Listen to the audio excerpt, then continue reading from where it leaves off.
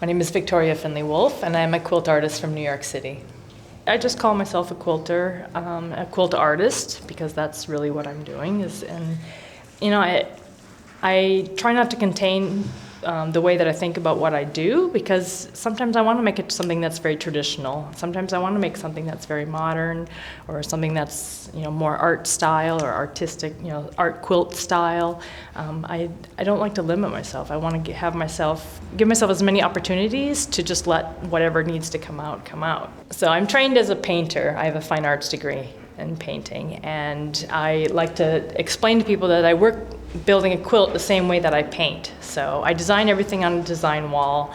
So if I have a canvas and I have my design wall, if I'm putting some paint on the canvas, I could wipe off the color if I didn't want it there, and I can work the same way on my design wall. I can play with my parts of fabric, put them on the design wall, and if I decide I don't want a color there, I can pick it up and move it around, right? So I'm working the same way that I do with paint on a canvas, but using fabric and colors and texture on the design wall itself.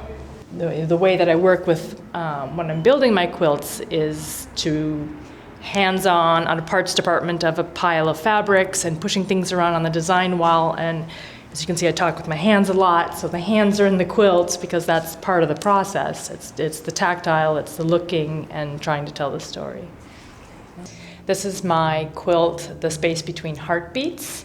This was a quilt that I was working on in the Craft in America episode for quilts. It was a quilt that I was working on that sort of pushed the envelope to past works that I've done, sort of picking up at a place where I'd left off and coming back and revisiting concepts within the double wedding ring and the traditional aspect, and pushing those ideas a little bit more, but also telling the story a little bit more about how I work and what I do. A lot of the pieces in this quilt were vintage quilt blocks that were started by somebody else that I then took and cut apart and used as inspiration, as a jumping off point. This is one of a series. This is the fourth one in the series, so there'll be more of them that are sort of relating to the digital concept of what's happening in this quilt, the stories behind what's in the photos, and how it relates to the work that I do. So there'll be a few more of those, and I have a couple other series that I'm working on. There'll be more quilts to come, for sure.